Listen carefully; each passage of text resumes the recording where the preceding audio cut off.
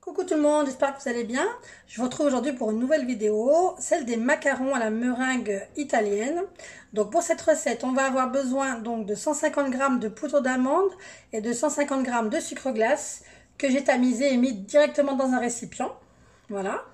Ensuite, on aura besoin de 2 fois 50 g de blanc d'œuf. Donc l'idéal, c'est de clarifier les œufs la veille ou 2 jours avant. Voilà, et les laisser à température ambiante, ne surtout pas les mettre au frigo. Ensuite, on aura besoin donc de colorant alimentaire, mais c'est facultatif. Et on aura besoin de 150 g de sucre en poudre et de 50 g d'eau que j'ai directement mis dans la casserole pour effectuer un sirop. Allez, c'est parti pour la recette. Donc, pour commencer, on va placer 50 g de blanc d'œuf dans le robot. Voilà. Voilà, on ne touche pas. Et en attendant, on va commencer à aller chauffer le sirop. Donc voilà, je place ma casserole sur le feu. Je vais placer mon thermomètre digital, comme ceci.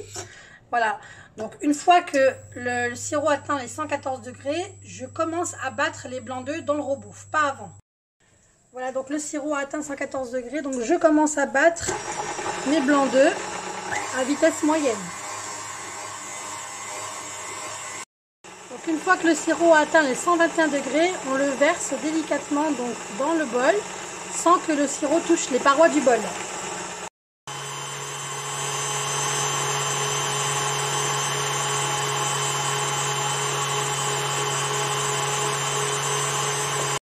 Une fois qu'on a versé donc le sirop, on va battre à vitesse rapide.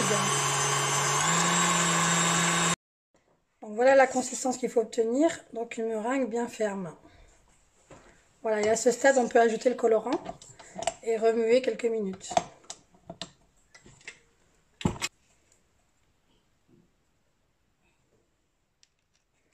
Donc utilisez du colorant en gel ou en poudre.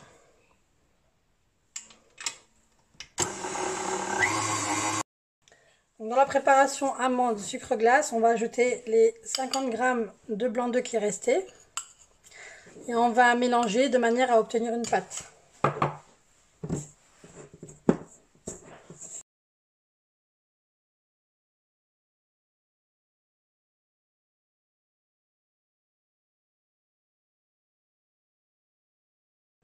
Donc maintenant qu'on a obtenu notre pâte, on va incorporer un tiers donc, des blancs montés donc à meringue italienne. Et on va mélanger grossièrement pour relâcher un petit peu la pâte.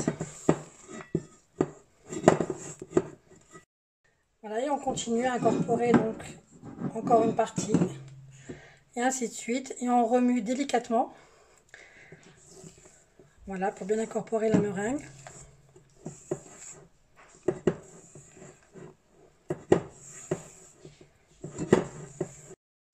Voilà, donc une fois que l'on a incorporé toute la meringue, on va macaronner. Qu'est-ce que c'est que macaronner? En fait, on va donc retourner la pâte et l'écraser contre les parois du bol. Voilà, on va faire ça jusqu'à obtenir une pâte qui forme un ruban. Donc le conseil, c'est de vérifier à chaque fois, petit à petit, le ruban. Parce que si vous macaronnez trop, c'est foutu. On ne peut plus rattraper les macarons. Voilà, donc hop. Et là, je vérifie. Vous voyez, ça commence à former un ruban, mais qui se casse un peu. Donc je vais continuer un petit peu.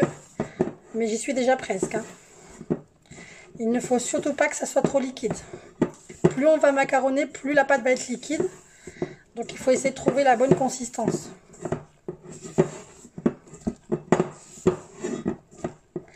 Voilà.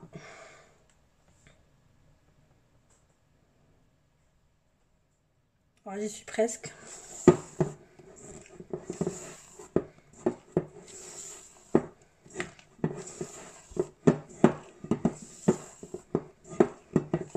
Je vérifie.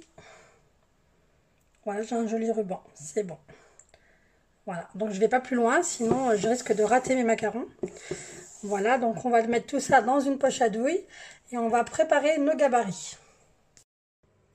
Voilà, donc à ce stade de la vidéo, je préchauffe mon four à 150 degrés en chaleur tournante.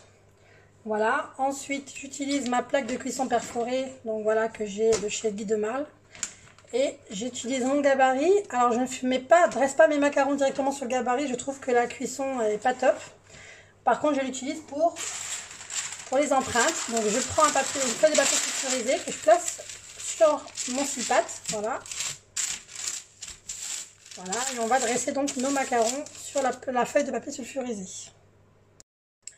Voilà, donc j'ai placé ma préparation dans ma poche à douille et je vais dresser. Voilà, donc l'idéal c'est de faire des petits macarons. Comme ça la cuisson n'a pas besoin d'être trop longue.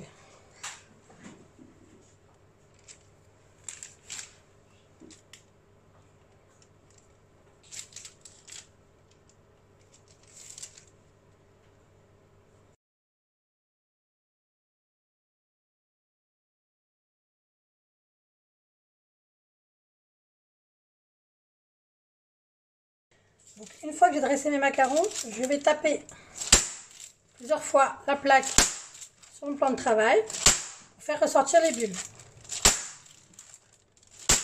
Voilà.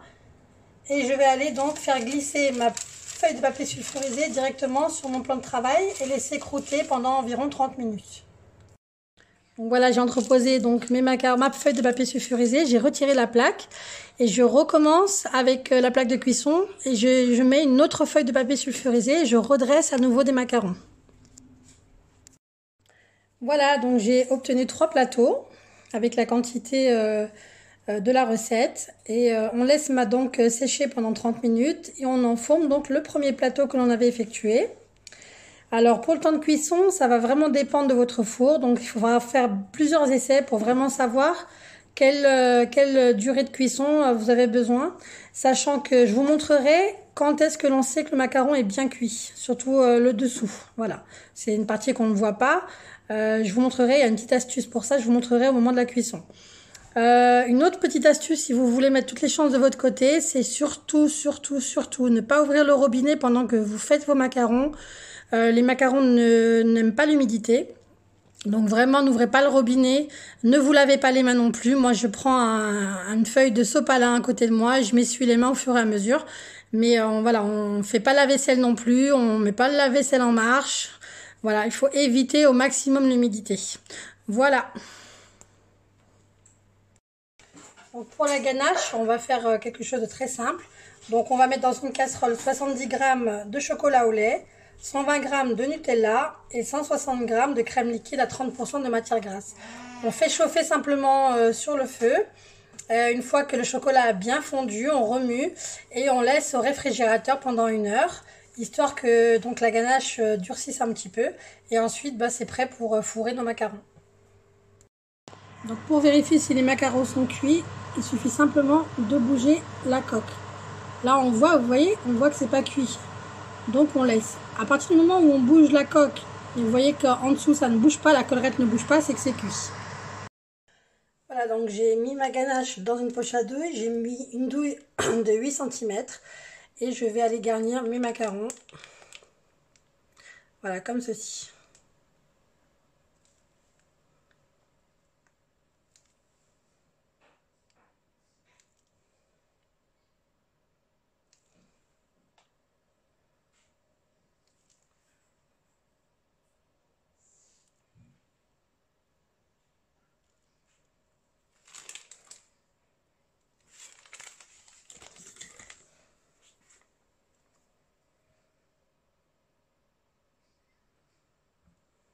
Et voilà.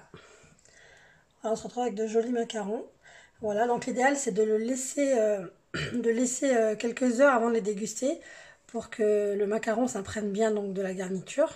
Et voilà, et ensuite vous pouvez les manger. Voilà, donc j'espère que cette vidéo vous a plu. N'hésitez pas à liker, partager, à activer la petite cloche pour avoir toutes mes vidéos en temps réel. Et je vous dis à très vite pour une nouvelle vidéo.